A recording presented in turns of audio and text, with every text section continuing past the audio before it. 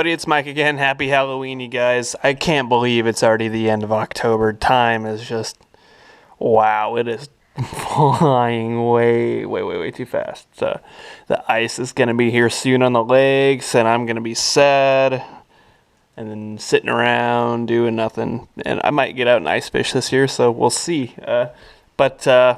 So, in the spirit of keeping things alive and great and keeping on with the fishing, we have a Bass Pro Shops unbagging here. I picked up a few necessities and just kind of overall stuff I thought I'd need before the ice is upon us. So, we'll get into it.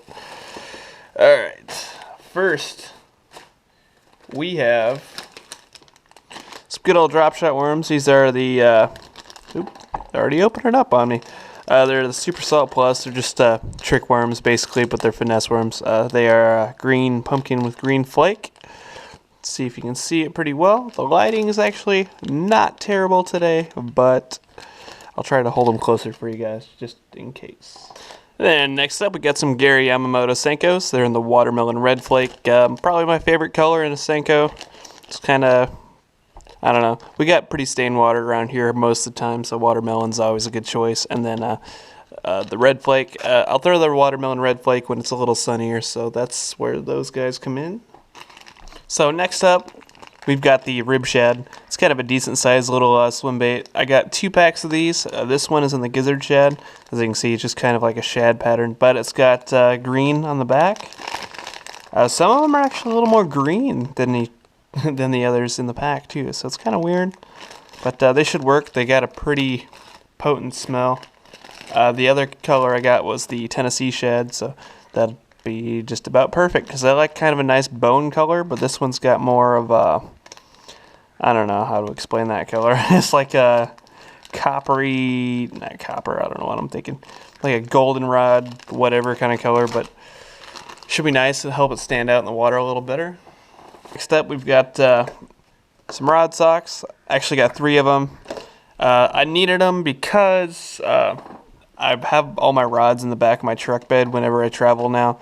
So I don't want them to get all banged up or tangle up with each other. So it just makes life a whole lot easier. So if you have more than a couple rods, I really recommend these, especially if you have a boat lock or a rod locker on your boat and you don't want them all tangled up. So it's kind of common sense thing, but yeah, they're kind of lifesavers. So I would definitely go for some of those if you're having troubles with tangles. Next, we've got Berkley Biodip in the orange. I dip my claws of my crawbaits in this just because some of them around here get the little orange to them. So yeah, I had caught a bass the other day, saw the antenna sticking out, and then some little remains, and I saw like a little orange claw peeking out, so I was like, all right, we'll go with that. So got some orange biodip. Next up, we got the Rage Tail Structure Bug. A lot of people consider these a creature bait because they have so many appendages, more than like a beaver style bait. But I would agree. They put out a ton of flutter. Like they have 2 little arms, 2 little legs, and then like a thing in between. So whenever it's floating down, they just kind of they flutter like really well, and it's not just gonna drop down and have like claws sticking up off the ground. So yeah, so you'll have some flutter on the way down, and then when it's on the ground, you'll have kind of the end sticking up like a cross. So, and it can mimic bluegill or something like that, kind of settling down. So it's pretty cool. I personally really like these. I've used these quite a bit this year, and still not quite the success rate that I have with my Missile Baits D-bombs, but they're a great second, and they have that coffee scent in them, so that's kind of cool. Next, we're going to grab, if I can get them out,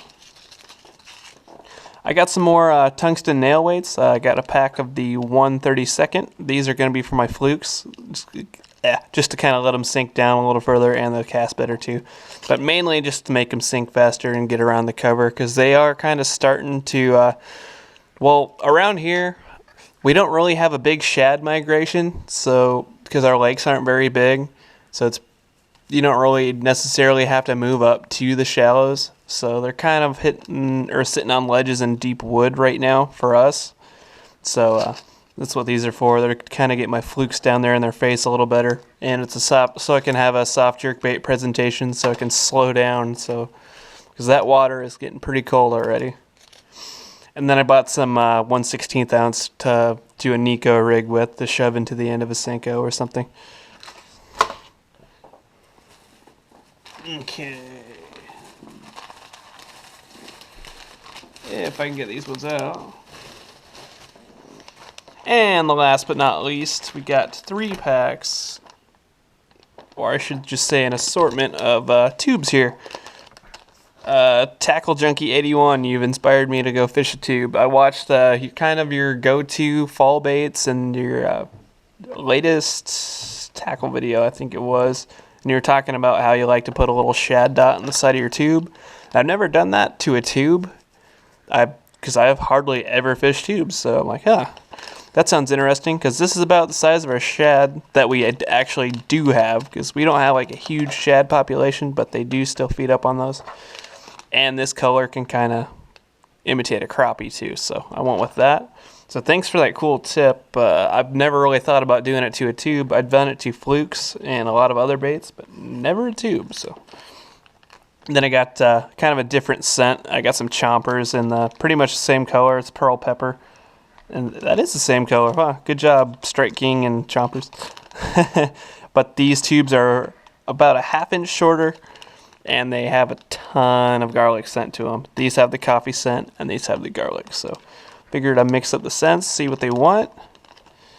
And then last but not least, we got another pack of the coffee tubes, and these are in the 4.5 inch, and they're green pumpkin chartreuse. So that'll mimic bluegill very, very well with the little tips, the chartreuse tips, and popping it around some covers. So yeah, not only do we have shad, we have crappie and a ton of bluegill, and we have white perch. So that's interesting. So we got quite a bit of bait fish. All right, everybody, thank you for listening to me mumble for however long this video was. It's been a while since I did kind of an unbagging video, so I figured I would get one out, because I know you guys like those out of most of my other videos. You kind of like the unbagging, unboxing theme here. So like I said before, happy Halloween. It's yeah, the year is just about over, almost getting into 2016. So yeah, you guys, if you enjoyed the video, please leave a like or subscribe. And also go check out Northwest Bassin.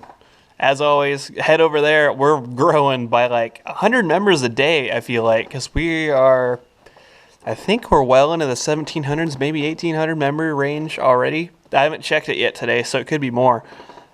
So yeah, head over there. It's on Facebook, Northwest Bassin.